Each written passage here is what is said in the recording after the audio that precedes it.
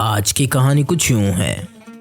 कहीं दूर किसी सरजमीन में एक शहंशाह रहता था।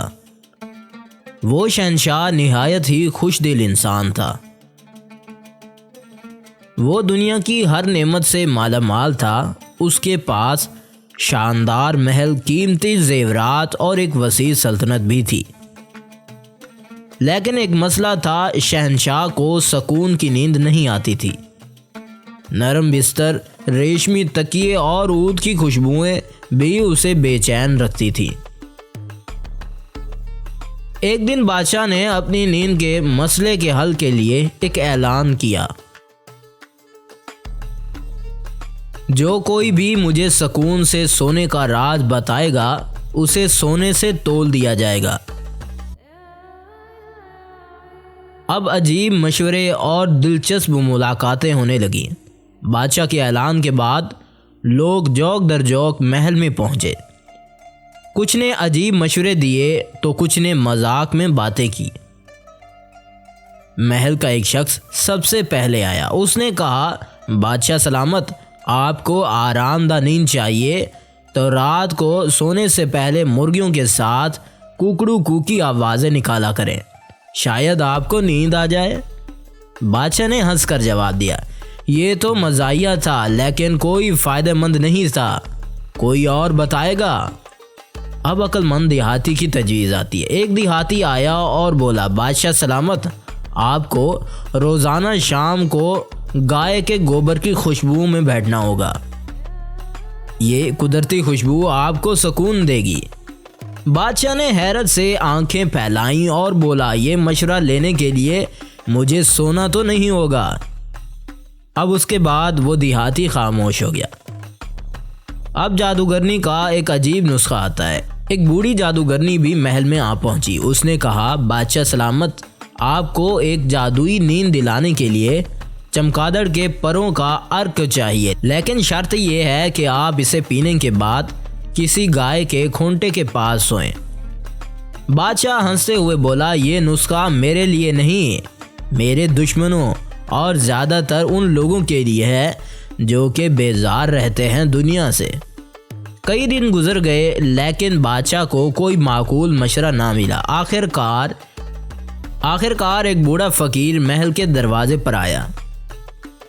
उसके कपड़े फटे हुए और हाथ में एक छोटा सा कटोरा था। उसने बादशाह के सामने झुककर कहा, बादशाह सलामत, आपको सुकून की नींद चाहिए तो मेरे साथ एक रात गुजार कर देखें। बादशाह हैरान हुआ, लेकिन उसके चेहरे पर एक मुस्कुराहट सी आ गई। उसने कहा, ठीक है फकीर, मैं आज रात तुम्हारे साथ रहूंगा। फकीर बादशाह को एक खेत में ले गया। वहां ना कोई बिस्तर था ना कोई छत, बस मिट्टी का फर्श था और सर पर खुला आसमान था। फकीर मिट्टी पर लेट गया और बादशाह से कहा, आप भी यहाँ लेट जाएं।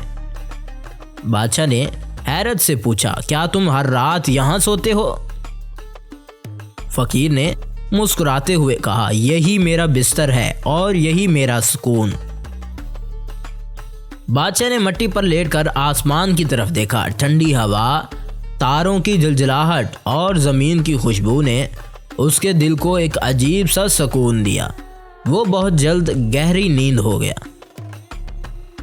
अब जब सुबह बादशाह जागा तो उसने फ़कीर से कहा, यह जादू कैसे हुआ? मैंने बरसों तक इतनी सुकून भरी नींद नहीं पाई थी। फ़कीर ने हंसते हुए कहा, जादू कुछ नहीं था बादशाह सलामत, बस आपने ज़मीन के करीब रहकर उसकी मोहब्बत को जांचा है। बादशाह हंसा और बोलने लगा, शायद मेरे नरम बिस्तरों ने मुझे सुकून से महरूम रखा था। क्या ही बात है कि अब मुझे सुकून की नींद आई है। फ़कीर ने मज़ीद कहा कि बादशाह सलामत, असल खुशी सादगी में है। जितना आप चीज़ों को आसान बनाते जाएंगे उतना ही आपका दिल खुश होगा। बादशाह ने मजाक करते हुए कहा, अगर ऐसा है तो क्या मुझे भी तुम्हारी तरह मिट्टी पर सोना होगा? फ़कीर मुस्कुरा कर बोला, ज़रूरत नहीं, लेकिन कभी कभार ज़मीन को महसूस करना ज़रूरी है। बादशाह ने महल वापस आकर अपनी ज़िंदगी में तब्दीलियां लाना शुरू कर दी। उसने हुक्म दिया कि महल के एक हिस्से को सादा बनाया जाए, जहां वो कभी कभार मिट्टी पर सो सके। वो अपने नरम बिस्तरों को छोड़कर अक्सर ज़मीन पर लेटकर नींद का लुत्फ़ लेने लगा। बादशाह की नई आदत ने सल्तनत के लोगों को भी मुतासर किया। वो भी अपनी ज़िंदगियों को सादा बनाने लगे। एक दिन बादशाह ने अपनी रियाया से कहा, जो खुशी हमें मिट्टी पर सोने से मिलती है वो दुनिया की किसी दौलत से नहीं मिल सकती। शहंशाह खुशदिल के नाम का चर्चा पूरी दुनिया में होने लगा।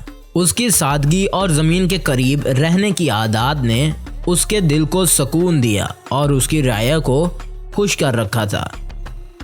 अब बादशाह सुकून की ज़िंदगी गुजारने लगा। महल की आराम व आसाइश ने उसे जो सुकून नहीं दिया था, वो सुकून उसे मिट्टी पर सोने और सादगी से मिला। दोस्तों, हकीकत यही है, जो सोने का मज़ा बाहर खुले आसमान में है वो बंद कमरों में कहाँ।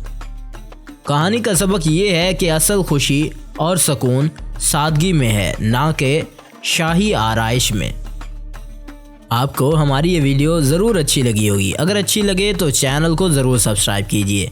अगली वीडियो तक इंतज़ार कीजिए। शुक्रिया।